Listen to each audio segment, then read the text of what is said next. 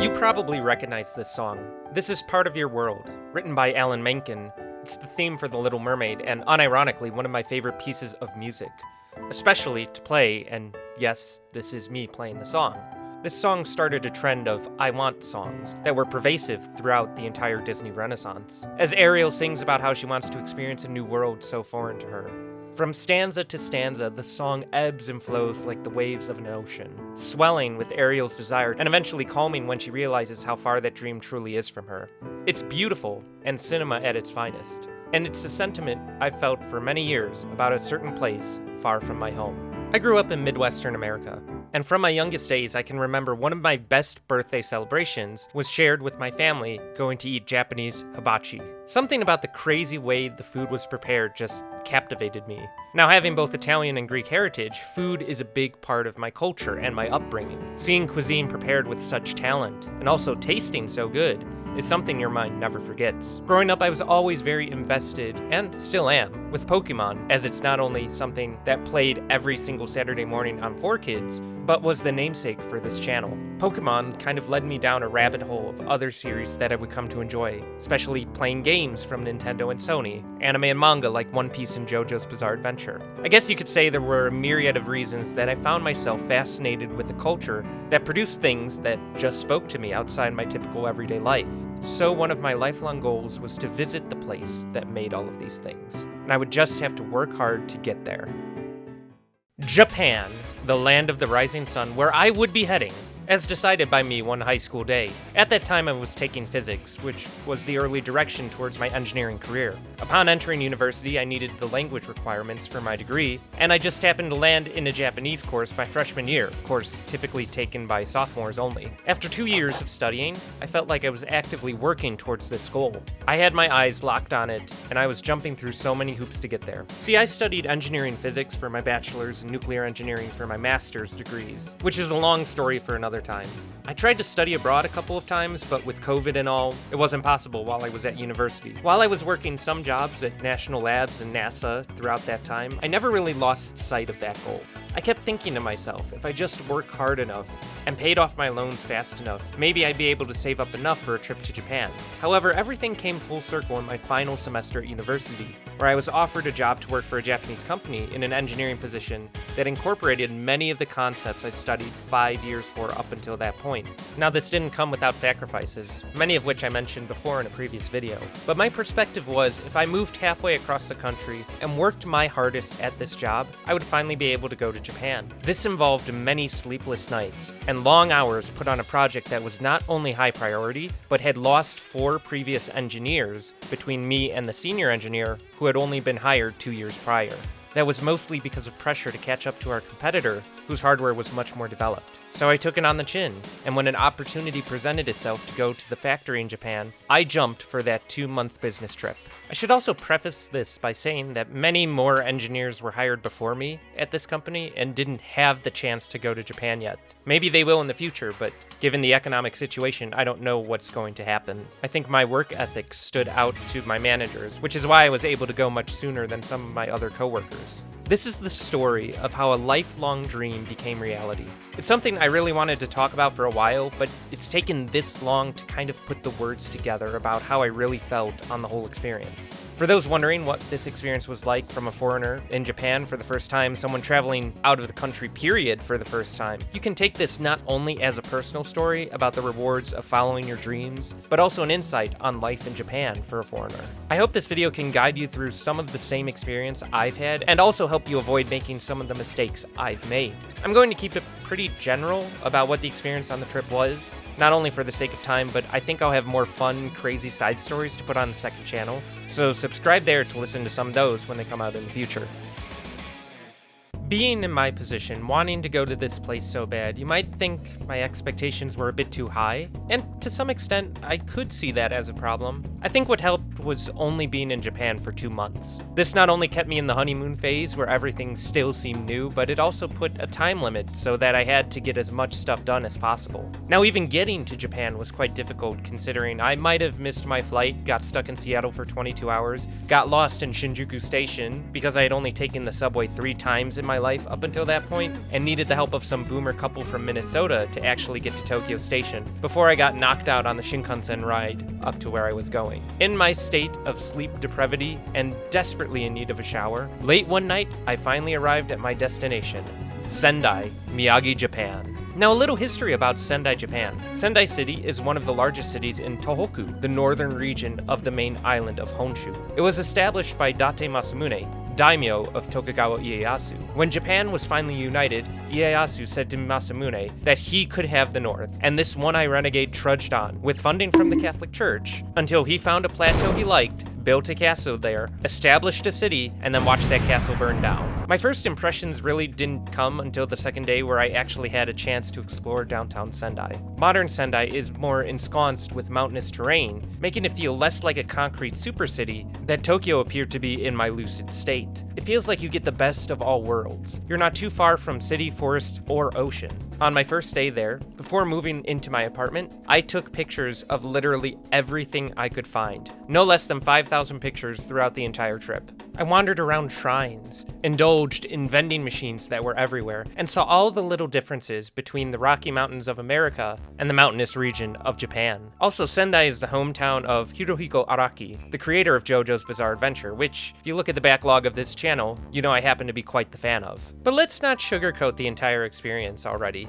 I didn't get a full vacation while being here. I was here to work, and work very hard. I met my contact outside of Sendai Station, and he helped me move into a 225 square foot apartment in the sleepy neighborhood of Ashihigaoka. You can see a tour of that on my second channel. I'm not a big guy, so this didn't bother me too much. However, one complaint I did have was the inability to cook in such a confined space. This is something that became more apparent over time, because when I first got to Japan, I was trying all sorts of food from the restaurants. But one of my hobbies outside of work and YouTube is to cook, and I would say I'm pretty decent at it. And Japan supermarkets are really awesome because they have many single serving size options for people.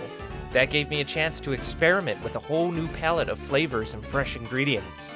Day one, and I was already touring the office and meeting some of my coworkers, and they gave me a nice welcome meal at an izakaya, a small Japanese bar, where we drank lots of sake and tried many yakitori, or skewered chicken. So this opens up a few avenues that are drastically different about the work culture between Japan and America. Firstly, the stereotype of Japanese hanging out after work for hours on end eating and drinking was kind of true for me. However, there's a bit of a stipulation. My contact was someone 2 generations older than me. So when Gen X and Zoomers meet, I feel like we were transported to the pre-economic crash era of doing business.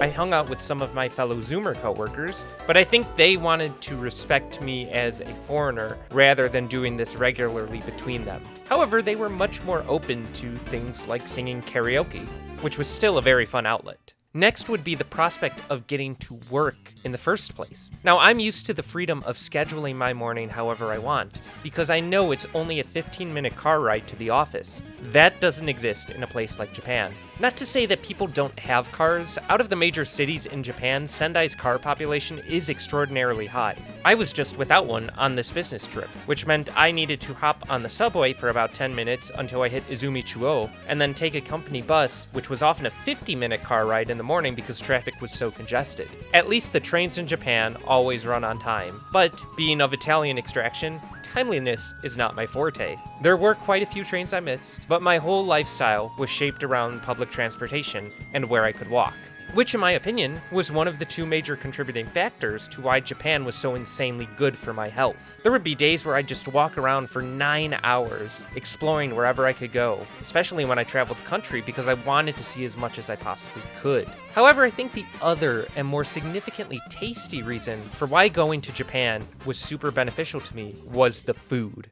Everyone knows that Japanese food is amazing, but if you're in America, the chance that you've had real Japanese food is pretty minuscule, unless you have Japanese parents or relatives. For example, I recently visited Nashville, Tennessee, and the people I was with told me that this Japanese food truck was the best one in the area. So I go up there and I order some hibachi in Japanese. Then the owners stare at me kind of puzzled, until they say they were Vietnamese, and then proceed to serve me greasy Chinese food.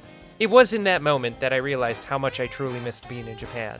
There's a certain quality to Japanese food that seems reminiscent of my two other favorites, Greek and Italian. I think my favorite individual foods are probably Greek, but Italian's got better consistency. And then you have Japanese, which manages to surpass both and fall so far behind, depending on the dish. Let's start with the best meal that I had there. Wagyu beef, a Kobe steak. Everything you've heard about Kobe beef is that and more. I actually had that for my Thanksgiving dinner because I was not only traveling the country at the time, but I was away from my family and friends, and turkey doesn't exist in Japan, so I thought I'd have a good steak meal instead. My favorite style of food was easily yakiniku, because grilling meat with your coworkers or friends over a few whiskey highballs is a ton of fun. Hot pots and nabe were a pretty similar experience, but with a more homey kind of vibe. The street food, like takoyaki and okonomiyaki, were just the right amount of distinct flavor profiles to keep me coming back time and time again. The tonkatsu was always fresh and served in just the right proportion, never greasy. Food like horse and whale were surprisingly good,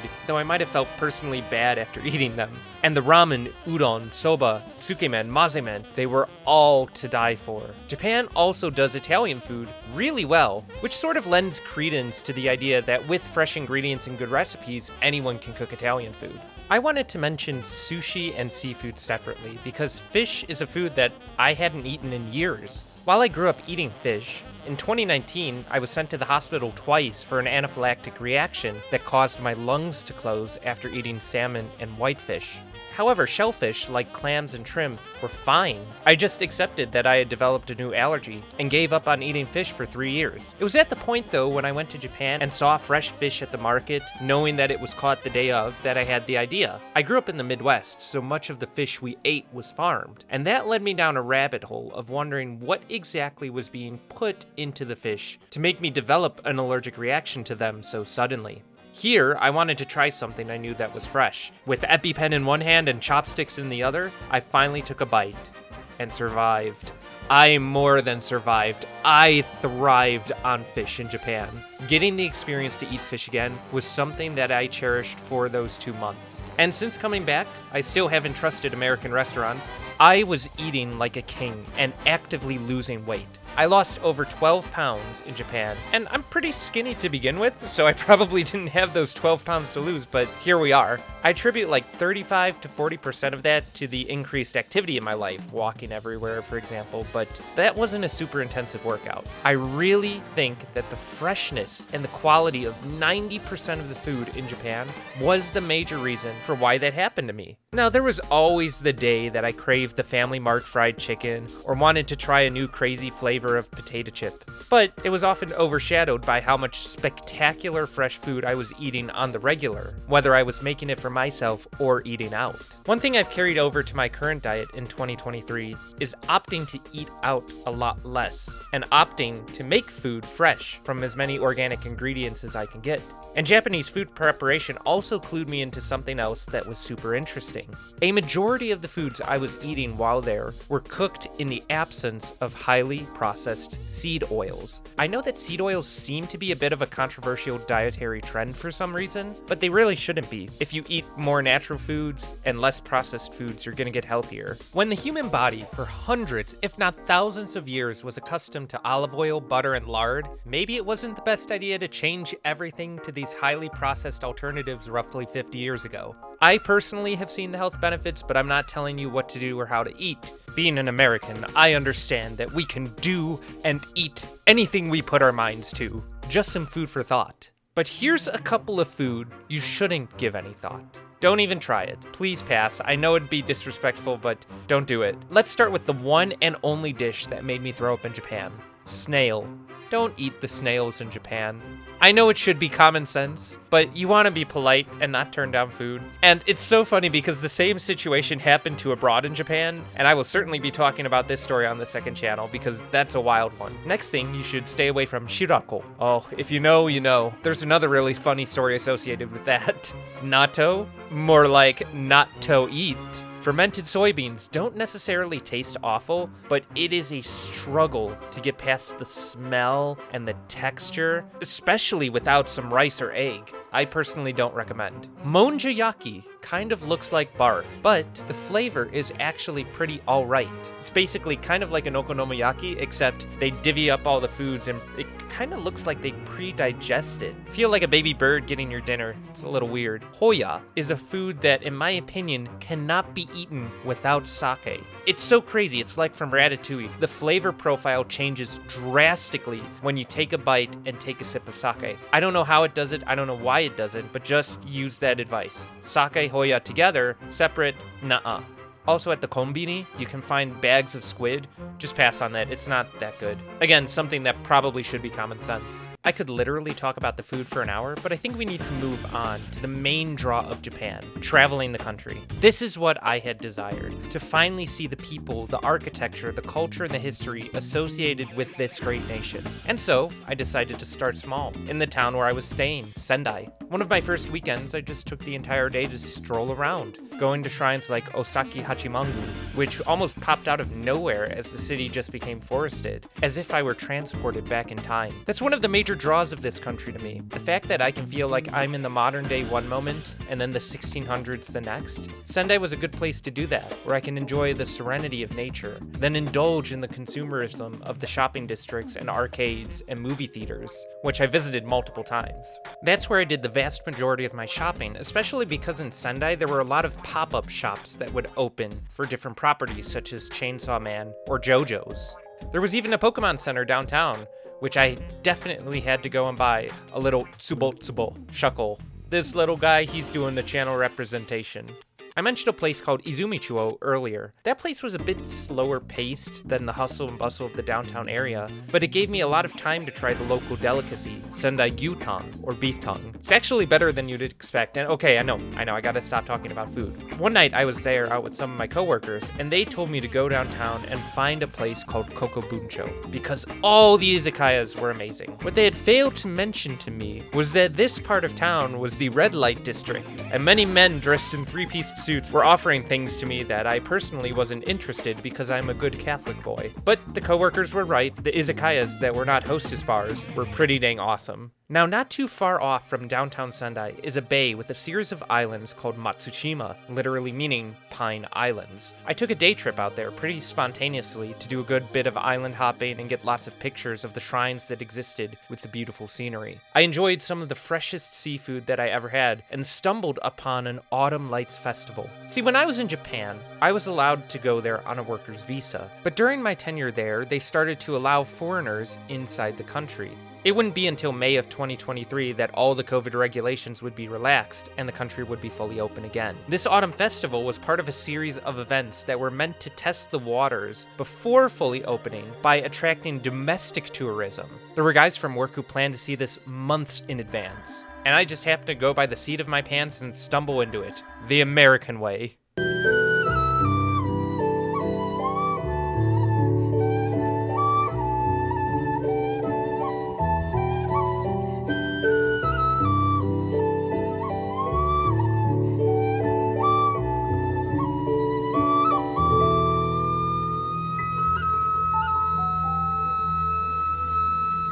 One thing that I just couldn't stumble into was Tokyo. Tokyo is like a country within a country, and that means you gotta have a plan of some sort to make sure you're not wasting time just traveling back and forth and missing the sights you want to see. There is certainly everything you could imagine of doing in Tokyo, and one weekend there was certainly not enough to get the whole experience. After riding the Shinkansen, which I didn't mention before, but that's the bullet train, it's 200 miles per hour, it's so comfortable, and it's just a thrill every single time to see the world flash before you. The first spot to hit was Tokyo Tower. Had the ocean not been visible, I could not tell you which direction was which. There was concrete as far as the eye could see. You may be wondering why I chose Tokyo Tower instead of Skytree. Well, Skytree's lines are just significantly longer because it's taller, but I really like the aesthetic of Tokyo Tower. Colors are just spot on. Going to the Kimi no Nawa Shrine, crossing Shibuya Crossing, visiting parks in Shinjuku, buying lots of stuff at the Mega Pokemon Center, and seeing all the Walking with Dinosaur specimens in the Natural History Museum were cherished experiences that I'll remember forever. However, one of them was a bit cooler than the others for a far more personal reason. See, Tokyo has a little bit of history in my family. My grandfather served in World War II in the United States Navy. He survived the Battle of Leyte Gulf and 2 typhoons. He was able to travel to Tokyo for the peace signing at the end of the war. And I have a picture of him on the boat and an image of a beached submarine in the dilapidated Odaiba Bay. A sign of progress is not only that Odaiba was completely rebuilt, not only that it has the Fujifilm's headquarters there, but I got to stand next to a 60-foot Unicorn Gundam right next to a huge mall, almost right on the spot where my grandfather was when he visited Japan. Since him, I was the only member of my family to come back to this country, and it's a really cool honor to see how everything changed from when he experienced it. If there was one thing I could have done differently, it would be not staying at a capsule hotel. Don't do it. It's certainly not worth the experience. I almost died in the middle of the night from dehydration because my pod lost power, so it literally felt like a coffin. I'm not claustrophobic, but that situation almost made me. Lessons learned and planned for my next trip during Thanksgiving weekend, which would be the largest one yet, buying a green pass on the Shinkansen and hitting Kyoto, Osaka, and Hiroshima in 5 days. For those who don't know, the green pass gives you all access to the bullet trains on Honshu, and I made sure I stayed at a ryokan, or traditional Japanese hotel, instead. Kyoto single-handedly made me fall in love with the season of fall. While the first few hours of the first day were spent traveling, and the weather was a bit rainy, I was able to get to Nijo Castle. Seeing the way the stones were piled, the metal gates rusting, and arrow damage to the walls, it just was totally blowing my mind. I personally prefer to go the historical route on this trip because studying history is one of my hobbies. Some of my coworkers were telling me to go to the modern attractions like Nintendo World and things like that, and to me, yeah, that would be fun, but if I had one shot to be in Japan, I wanted to find the ambiance of the history, the culture, and even the people, like how I came across someone practicing music on the way back to my hotel.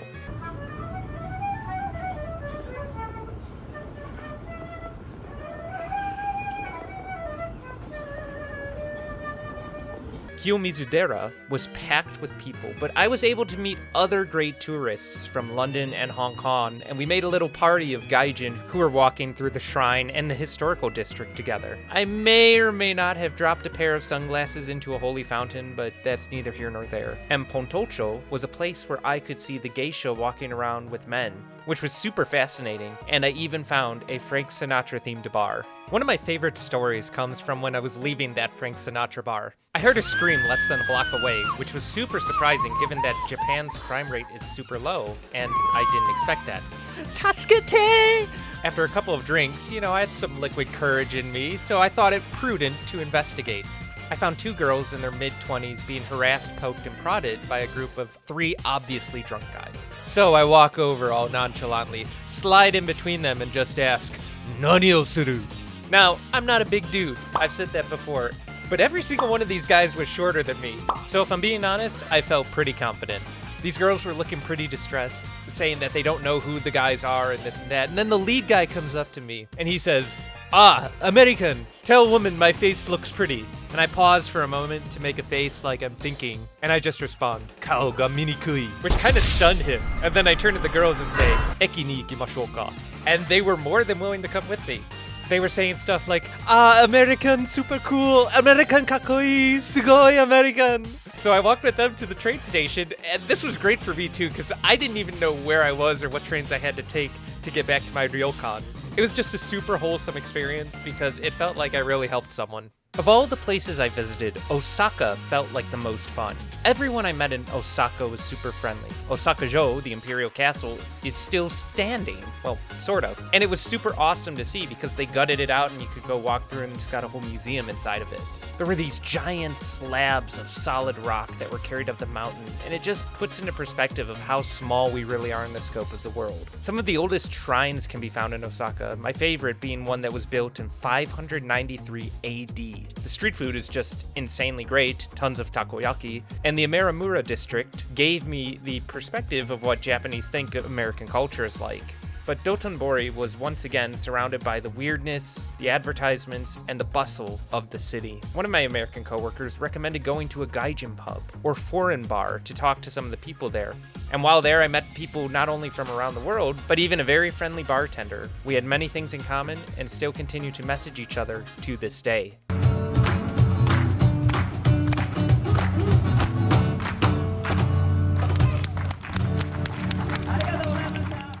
My final stop was Hiroshima, because I've seen both B-29s that dropped the bombs on there and Nagasaki at the Smithsonian and Dayton Air Force Museum, the Enola Gay and Boxcar respectively. Seeing the atomic dome was a must, and I'm sure not too many people can say that they've seen both the planes and Ground Zero. The atomic dome is the only building that survived the blast because of its Czech architecture and its unique location to the nearby bridge, which was the intended target. The bomb detonated above this building, and because it was directly under the blast, it survived. Hiroshima now is a beautiful city, but it felt ominous, like 200,000 souls were just hanging there. And it was even weirder seeing domestic tourists posing for selfies with peace signs. I felt very awkward seeing that. They have beautiful peace garden and beautiful memorials and an eternal flame that just reminds you of what happened and hopefully things that never happen again. And while there, I took a 2-hour train ride to the Miyajima Shrine off the coast. This is where the famous shrine gates in the water are. And it's even crazier because when you're on this island, there's not only an old village district that you can walk through, but there's deer in it.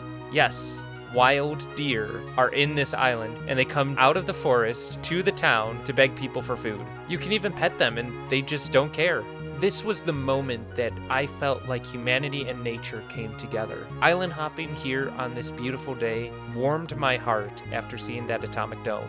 Even though I was able to travel the country, it doesn't mean I didn't have difficulty with the language barrier. In the urban areas, it wasn't too bad, especially with the younger population. But in the more rural districts or niche places in the city, became a bit too challenging for me. I can do basic conversation, but it reminded me of how much I need to study up. And while I continue to study to this day, I personally need to put in more effort. Outside of Osaka, I did notice that the culture could be kind of cold. Many people don't talk to each other unless they absolutely have to, which is a bit strange for me. I've never considered myself super extroverted, but I love one-on-one conversations with almost anyone. It was a bit difficult to do, especially since everyone was masked up on public transport or in many different buildings, so you can't really pass anyone a smile, you just stare at them like a psychopath.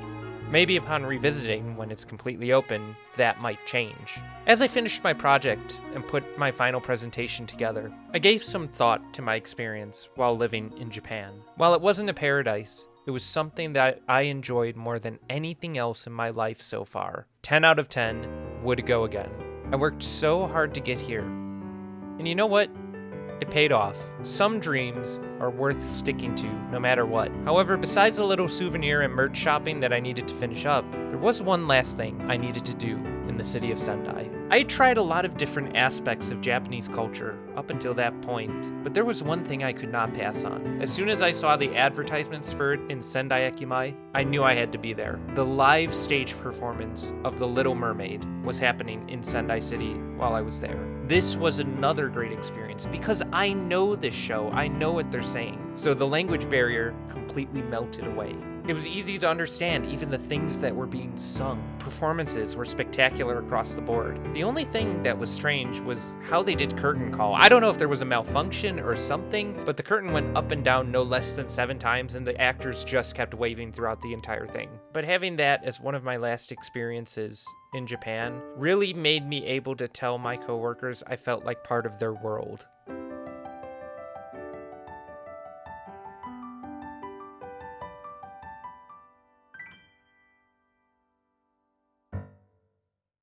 There were a few experiences that I missed during my trip to Japan, and I kind of regret it in retrospect. Firstly, I should have made my way to Hokkaido. Everyone says so many great things about Hokkaido. The scenery, the food, the architecture, just everything, it's great. Because it was really difficult to get there just by train, I didn't have the forethought to plan a trip out there, whether it be by plane or whatever.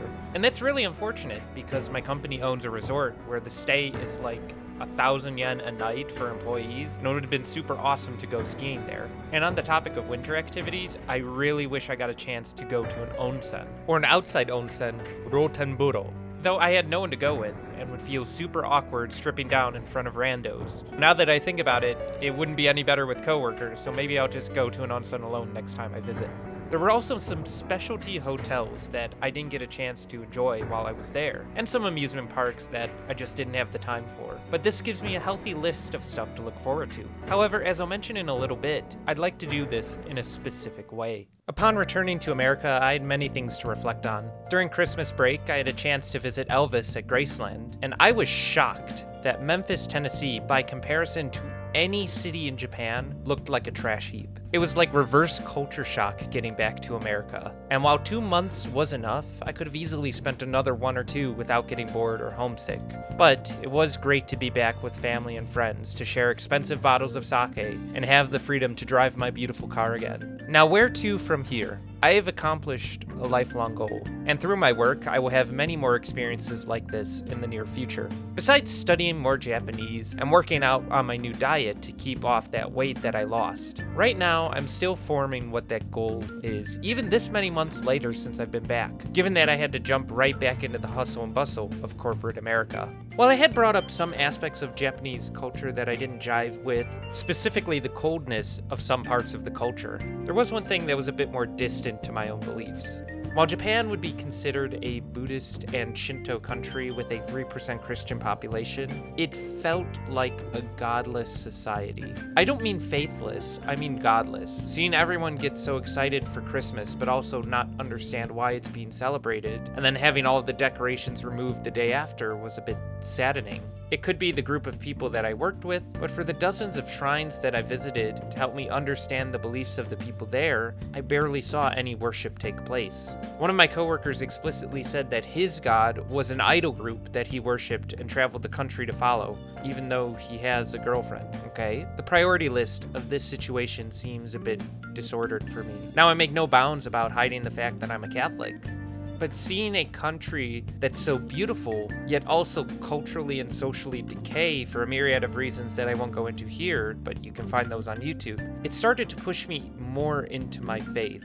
Since returning from Japan, I've spent the past few months developing why I believe what I believe, which is another reason besides work that I haven't been able to put too much time into the videos I want to. But I do think it's worth it because I'm on this journey, and I need to build a community here so that when I leave this country again, I have something great to return to. I began going to more than one mass a week, returned to confessions, joined a book club, and even started service with the Knights of Columbus. And while I'm in a better spiritual position now, I feel like if I were to return to Japan, I would really love to do it with someone special. That's one of my other gripes about this experience, and it's something that my coworkers did. They took their significant others. While traveling alone got me where I wanted to go at the pace I wanted to go at, I can't help but feel this experience would have been even better if I could share it with a lucky lady, which is a lot harder than you imagine, because finding someone who can make that work is terribly, terribly difficult. Thus, the life of Shuck continues down a road of twists and turns, and who knows what will happen next.